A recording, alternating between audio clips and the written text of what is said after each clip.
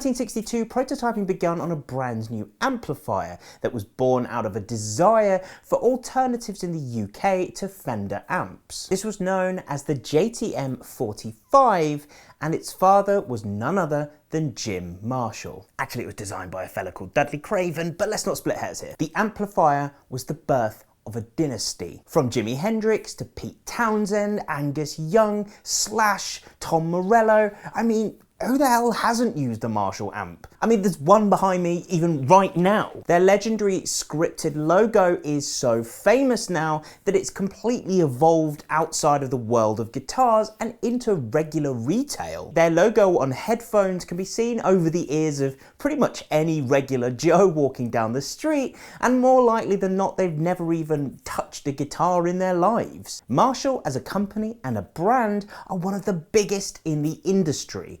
And all of that started with the JTM 45. Recently, Marshall reissued their much revered line of drive pedals, which included the Bluesbreaker and the Governor, which had attained cult status with gear nerds all over the world. And oh boy, did they fly off the shelves. I mean, we sold out our entire stock of them within a day, with everybody scrambling over each other to try and get a piece of Marshall heritage. They're a company that has a rich and illustrious history, and because of that, they're realizing that there is a huge demand for products that pay homage to that heritage. So in that vein, today we're going to be looking at their brand new for 2023 JTM Studio range. It's an addition to an existing lineup of studio amps, which includes the Studio Classic, which is a studioed scaled down version of the JCM 800, as well as the Studio Vintage, which is right behind me. Now, I'm not going to sit here and pretend that it's a complete faithful, authentic replica of the original JTM 45, but it's kind of a bit more practical. It retains all of the same sound and circuits inside as the original, but it's got some more modern, up-to-date features which are a bit more functional for the modern guitarist. We were lucky enough to have Steve from Marshall pop down with a couple of pre-production samples of the new amps to give us a little demo and answer some of the questions that we thought you guys might have about the amps.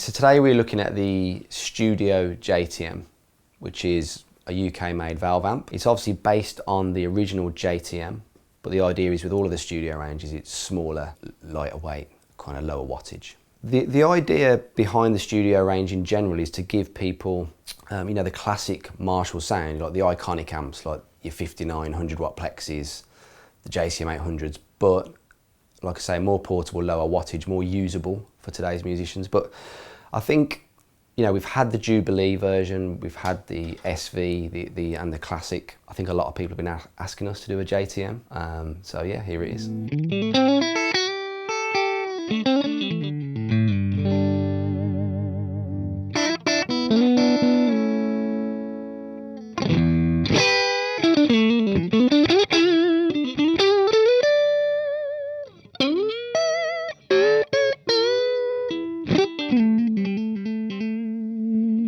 The original JTM is 30 watt. A lot of people get confused because I think it's a 45 watt amp because of the name, but it's actually rated at 30 watts. So this version is 20 watt, but it's also switchable down to 5 watts. And we've actually gone back to the original look of the early Marshalls, you know, with the coffin logo, the fawn, and the grey panel. Some of them had like a grey panel, some of them had like a white. So just to make it stand out and look a little bit different to, let's say, the Studio Vintage, we went to that like early 60s vibe on that one. So a lot of people have been asking what is the difference between like the Studio JTM and the Studio Vintage. And you know, with all of the vintage Marshall 4-input amplifiers, they are a very similar circuit. Actually, there was just like little tweaks along the way. But like the simple answer, it's cleaner than like an SV. And I'd say it's kind of warmer sounding. There's less top end. Whereas with the Studio Vintage, you know, the cleaner sounds, you kind of back off the gain, you back off the presence and treble, you're actually turning it up on this amplifier. So it's that perceived difference really. People always associate the JTMs with a cleaner, kind of more Hendrixy, Clapton kind of sound instead of your Van Halen or your Led Zeppelin, which the SV is associated with. I think the amp will be great for the player who may want a pedal platform, but they don't want a super clean, like a clinical clean. They want a little bit of hair and a little bit of character there, because it does that really, really well. Edge of breakup tones, again, this is perfect. Everyone talks about the Marshall clean. You know, it's a great clean sound, but it's not super clean.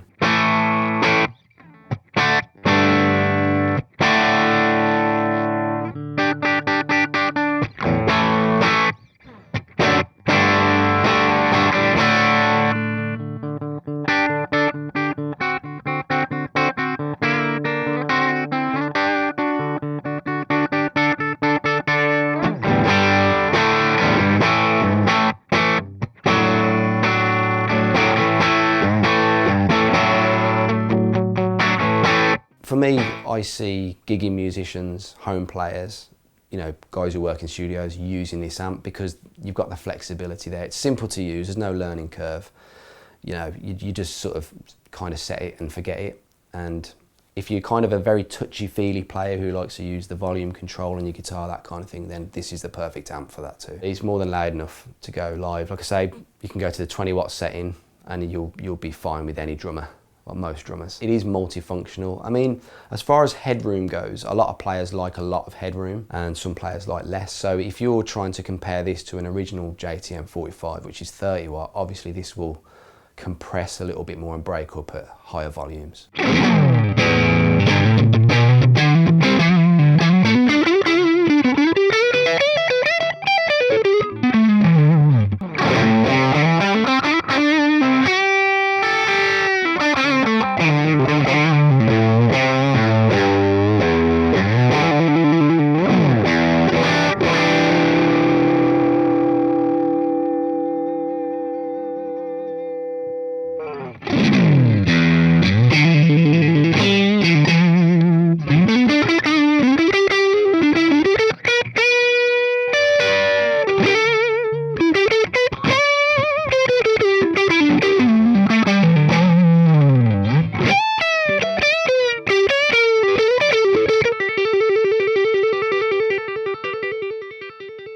The original JTM's quite a funny one with Marshall history because the specs actually changed quite a lot throughout time. So this particular version, we've got 5881 power amp valves. But if anybody does their Marshall sort of research throughout history, we've always changed and experimented with different valve types. But I think modern features, it's got an effects loop, which the original JTM's and the reissues don't have. So that's quite handy if you want to put post effects in there, like you might want a reverb or a delay or something in the loop. So we've got the head option, and then with that you could go for a 2x12 or a 1x12 cabinet option. We've also got the combo, which is again a 1x12. And then the speakers we've gone for, we did a lot of testing with the speakers, and originally we were leaning on a greenback because I think people expect to see that speaker with this style of amp. You know, traditionally Marshalls used greenback, but we've actually ended up going for a creamback, which is obviously Celestion's kind of higher output, sort of more headroom version of a greenback. So it's got the characteristics of a greenback, but the extra headroom. So what that does, it actually gives you a little bit more bottom end, a little bit more body to the sound, particularly at lower volumes. I love this amp because you know, what you put in is what comes out, and whether that's, you know, a good thing or a bad thing is up to the player, because if you're having a bad day on the guitar, this amp is not forgiving. You know, you really have to work for the sound, but again, that's really going to appeal to the purists. And again, when you've got such a simple circuit, there's a very sort of pure sort of sound going on. Like I say, there's a real connection between the guitar, the pickups, your hands, and the amplifier. And there we have it. That was the brand new Marshall JTM Studio. What did you guys think of the amp though? Are you a fan? Have you owned Marshall amps before? Who is the first guitarist that comes to mind when you talk about Marshall amps? Let us know down in the comments below. Anyway, thank you so much for watching. Thanks to Steve for coming down with the amps. And if you enjoyed the video, hit the like button, subscribe to see more things like this, and we will see you very soon.